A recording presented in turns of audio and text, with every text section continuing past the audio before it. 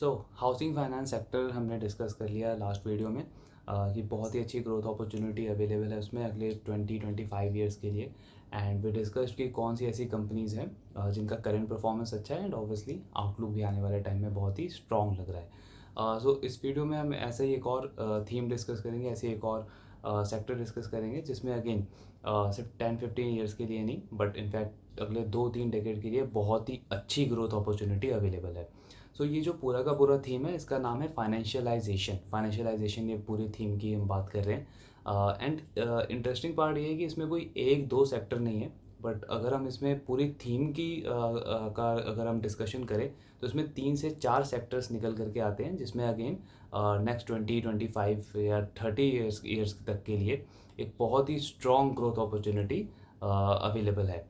सो financialisation basically है क्या? Financialisation अगर हम सिंपलर टर्म्स में समझें तो जो चीज़ें हम अभी डिस्कस कर रहे हैं this is a part of financialisation. Financialisation is basically कि अगर कोई इंडिविजुअल अपने अपने इन्वेस्टमेंट किसी फाइनेंशियल प्रोडक्ट्स में कर रहा है या फाइनेंशियल इंस्ट्रूमेंट्स में कर रहा है, so this is a part of financialisation. इसको और अच्छे से समझने के लिए अगर हम एग्जांपल यहाँ से 10-15 ईयर्स अगर हम पीछे जाएं तो most of the individual when it comes to investing तो वहाँ पे सबसे बड़ा ऑप्शन जो था आज से 10-15 साल पहले दैट वाज रियल एस्टेट में बहुत ज़्यादा इन्वेस्टमेंट होती थी। उससे भी अगर हम 20-25 साल और पीछे जाएं तो सबसे प्रेफर ऑप्शन होता था इन्वेस्टमेंट के लिए गोल्ड को बहुत ही सेफ माना जाता था और अभी भी माना जाता है इनफैक्ट। सो रियल एस्टेट और गोल्ड ये सबसे ज़्यादा प्रेफर्ड प्रोडक्ट्स थे एक इन्वेस्टर के लिए when it comes to investing. Because एक तो सेफ्टी का फील था एंड एक ऐसा अजम्पशन था कि यहाँ से रिटर्न हमें ठीक ठाक निकल करके आ जाता और इतनी अवेयरनेस भी नहीं थी उस टाइम पे ऑब्वियसली। बट देन वी सी कि वी सॉ कि कैसे रियल एस्टेट में एक बबल क्रिएट हुआ एंड अराउंड 2011 2012 धीरे धीरे करके स्कैम्स निकल करके सामने आए। काफ़ी ज़्यादा फ्रॉड केसेस इसमें निकल करके सामने आए। एक ब्लैक मार्केट भी था रियल एस्टेट का। सो इन सारी चीज़ों की वजह से रियल एस्टेट का अगर हम लास्ट 7-8 ईयर्स का ग्रोथ देखें तो काफ़ी म्यूटेड ग्रोथ रहा है रियल एस्टेट का। काफ़ी ख़राब परफॉर्मेंस रही है पूरे के पूरे सेक्टर की। And at the same time वहाँ पे एक और बहुत ही इंपॉर्टेंट चीज़ प्ले हुई जो कि थी डिजिटाइजेशन। सो अराउंड 2015-2016 में हमने देखा कि डिजिटाइजेशन की एक वेव स्टार्ट हुई इंडिया में।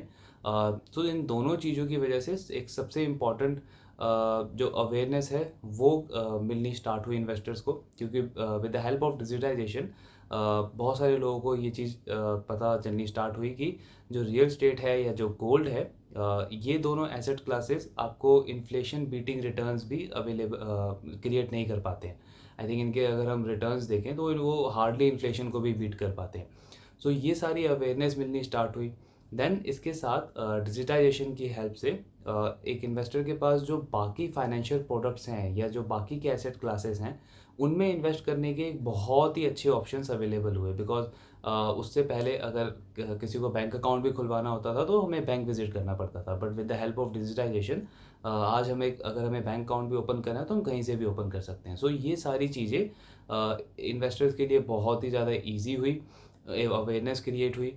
एंड इसके इसके हेल्प से एक अल्टरनेट ऑप्शन क्रिएट हुआ इन्वेस्टर्स के माइंड में।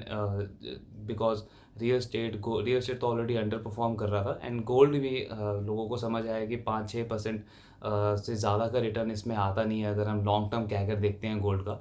एंड वी नो इंडिया में इन्फ्लेशन ही एवरेज 7-8% रहती है। अगर हम लाइफस्टाइल इन्फ्लेशन उसमें ऐड करें तो वो इन्फ्लेशन 10% के आसपास चली जाती है। सो अगेन जो रिटर्न है गोल्ड से वो इन्फ्लेशन को भी बीट नहीं कर पाती है। सो ये सारी चीज़ों से and with the help of digitisation लोगों के पास एक अच्छा खासा एक्सेस मिला अल्टरनेट जो फाइनेंशियल प्रोडक्ट्स हैं उनके बारे में। सो एंड इसमें अगर हम एक और डेटा ऐड करें, सो अराउंड 2020 मुझे याद है when I started my first job. So मेरे जो एक्स बॉस हैं ही shared an article with me. So जहाँ पे CDSL ने अपना लेटेस्टली रिजल्ट अनाउंस किया था एंड दे सेड कि उन जो डीमैट अकाउंट का पेनेट्रेशन है इन 2020 उस टाइम पे अराउंड 4-5% का टोटल पेनेट्रेशन था इंडिया में डीमैट अकाउंट का। एंड अगर हम आज का लेटेस्ट डेटा देखते हैं सो वो पेनेट्रेशन बढ़ करके 9% हो गया है। So with in a period of 3 years वो पेनेट्रेशन ऑलमोस्ट डबल हो गया है सिर्फ 3 साल में। तो ये शो करता है कि इस डिजिटाइजेशन ने कितना ज़्यादा हेल्प किया है अवेयरनेस क्रिएट की है इन्वेस्टर्स के माइंड में, एंड इन्वेस्टर्स को और भी ज़्यादा ऑप्शन दिए हैं कि वो सिर्फ रियल स्टेट गोल्ड में स्टक ना रहें, बल्कि जो फाइनेंशियल प्रोडक्ट्स हैं, फाइनेंशियल इंस्ट्रूमेंट्स हैं, उनको भी एक्सप्लोर करें एंड उनमें भी अच्छे अच्छे प्रोडक्ट्स में अपने पैसे को इन्वेस्ट करें। सो अगर हम पूरा फाइनेंशियलाइजेशन थीम देखते हैं, एक और छोटा सा एग्जांपल अगर हम इसमें देखें, लाइक वी डिस्कस कि डीमैट अकाउंट का पेनिट्रेशन इंडिया में अभी सिर्फ 9% है। अगर इसको हम कंपेयर करते हैं बाकी कंट्रीज से, फॉर एग्जांपल अगर हम यूएस से कंपेयर करें, सो वहाँ पे पेनिट्रेशन है 55% एंड इंडिया में पेनिट्रेशन है सिर्फ 9%। इवन बाकी कंट्रीज से, डेवलप्ड कंट्रीज से कंपेयर करें लाइक यूके, तो यूके में ये पेनिट्रेशन है 40%। इवन चाइना में भी आई थिंक 25-30% के आसपास है। सो इंडिया अभी बहुत ही ज़्यादा अंडर पेनिट्रेटेड है when it comes to demat account, या पूरे फाइनेंशियलाइजेशन को ही अगर हम इसमें इंक्लूड करें। सो डीमैट अकाउंट हमने देखा पिछले 3 साल में डबल से भी ज़्यादा की ग्रोथ आई है, आज 9% पे है ये penetration.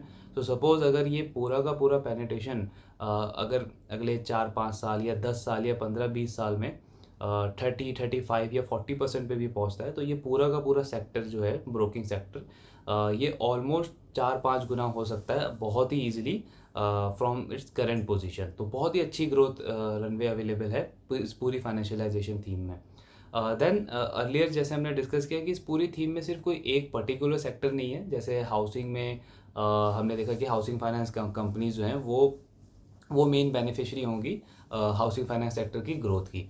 But when it comes to financialisation theme, तो उसमें टोटल 4 सेक्टर्स हैं जिनको बहुत ही ज़्यादा बेनिफिट होगा आने वाले 2 से 3 डेकेड में। सो इसमें starting again broking companies, broking sector, ये सबसे बड़ा बेनिफिशियरी हो सकता है। बिकॉज अगर आज के टाइम पे मुझे स्टॉक्स में इन्वेस्ट करना है या किसी भी स्टॉक में इन्वेस्ट करना है, तो उसके लिए मुझे डीमैट अकाउंट ओपन कराना बहुत ज़्यादा इंपॉर्टेंट है। बिकॉज विदाउट डीमैट अकाउंट मैं किसी भी स्टॉक में इन्वेस्ट कर ही नहीं सकता, बी इट लार्ज कैप और स्मॉल कैप, चाहे मेरी किसी भी तरीके की इन्वेस्टिंग हो। इनफैक्ट मुझे लॉन्ग टर्म इन्वेस्टिंग करनी है या मुझे शॉर्ट टर्म इन्वेस्टिंग करनी है, दोनों के लिए ही मुझे ब्रोकिंग अकाउंट ओपन करना बहुत ज़्यादा इंपॉर्टेंट है। सो डीमैट अकाउंट अगर मुझे ओपन करना है तो वो विदाउट अ ब्रोकर वो पॉसिबल हो नहीं सकता। So that is the number 1 sector, broking industry. इसके बाद में दूसरा जो सेक्टर आता है वो है एसेट मैनेजर्स, यानी म्यूचुअल फंड कंपनी जिसे हम कहते हैं, asset management companies. Because India में आज भी फाइनेंशियल लिटरेसी की अगर हम बात करें या फाइनेंशियल नॉलेज की अगर हम बात करें, तो बहुत ही कम लोगों को ये नॉलेज है कि इन्वेस्टिंग क्यों इम्पोर्टेंट है, क्यों करना चाहिए, किस तरीके से करना चाहिए।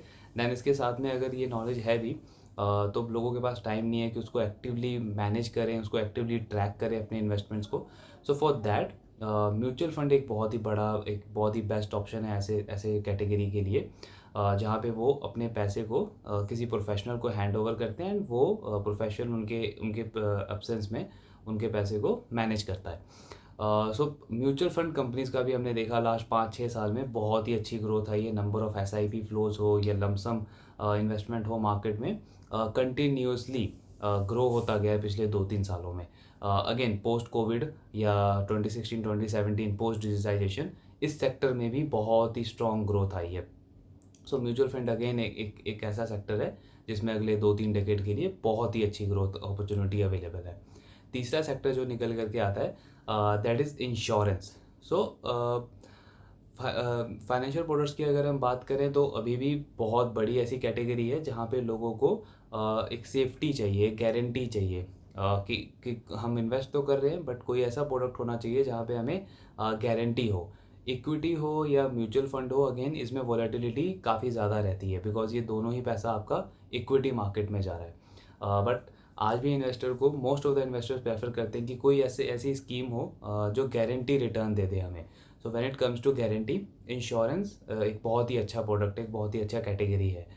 इसके साथ में इंश्योरेंस एक और बहुत अच्छा ऑप्शन है उन लोगों के लिए जो टैक्स पेयर्स हैं, बिकॉज कई सारे ऐसे प्रोडक्ट्स होते हैं इंश्योरेंस के जो टैक्स एडवांटेज भी प्रोवाइड करते हैं इन्वेस्टर्स को। तो अगर हम पोस्ट टैक्स रिटर्न अगर हम देखते हैं इंश्योरेंस प्रोडक्ट्स का, तो वो हेड टू हेड इन्फ्लेशन होता है। सपोज अगर इन्फ्लेशन 5-6% है, तो 6-6.5% के रिटर्न जो हैं वो इन इंश्योरेंस प्रोडक्ट से आ जाते हैं। Because I am talking about post tax returns. तो पोस्ट टैक्स रिटर्न इन प्रोडक्ट से 6-6.5% की बहुत ही ईजिली डिलीवर होते हैं। तो ये भी एक बहुत इंपॉर्टेंट ऑप्शन है। इसके अलावा इंश्योरेंस कंपनीज़ के इन्वेस्टमेंट प्रोडक्ट तो हैं ही, but again life insurance, term insurance, health insurance, motor insurance, ये सारे प्रोडक्ट्स भी बहुत ही ज़्यादा अंडर पेनिट्रेशन है अभी करेंटली इंडिया में। एंड दैट्स द रीज़न कि अगले 2-3 डेकेड के लिए इस सेक्टर में भी बहुत ही स्ट्रॉन्ग ग्रोथ अपॉर्चुनिटी अवेलेबल है। देन लास्टली जो चौथा सेक्टर है वो बेसिकली हम कह सकते हैं प्लेटफॉर्म प्रोवाइडर्स, बिकॉज उनका मोस्टली जो बिजनेस है वो B2B है, B2C नहीं है। लाइक अगर ब्रोकिंग की हम बात करें तो वो डायरेक्टली कस्टमर से डील करते हैं। सेम एसेट मैनेजमेंट कंपनीज की बात करें, डायरेक्टली कस्टमर से डील करते हैं। इंश्योरेंस का भी डायरेक्टली बिजनेस कस्टमर से ही आता है, रिटेल से ही आता है। But when it comes to these companies platform providers, so ये B2B बिजनेस में है। जैसे इसमें हम एग्जांपल ले कैम्स का। सो कैम्स बेसिकली म्यूचुअल फंड की जितनी भी कंपनीज हैं, I don't remember the exact number, but 80% से भी ज़्यादा मार्केट शेयर है इनका। म्यूचुअल फंड कंपनीज का जितना भी बैक ऑफिस का काम होता है, ट्रांजैक्शन का काम होता है, उनके इन्वेस्टर्स की जितनी भी क्वेरीज होती है, वो सारी चीज़ें कैम्स मैनेज करता है। सो 80% से भी ज़्यादा मार्केट शेयर है कैम्स का इस सेगमेंट में। इसके साथ में कैम्स ने अभी म्यूचुअल फंड के साथ में PMS में भी एंटर किया है, AIF में भी एंटर किया है। सो अपने कवरेज को काफ़ी ज़्यादा बढ़ाते जा रहा है वो।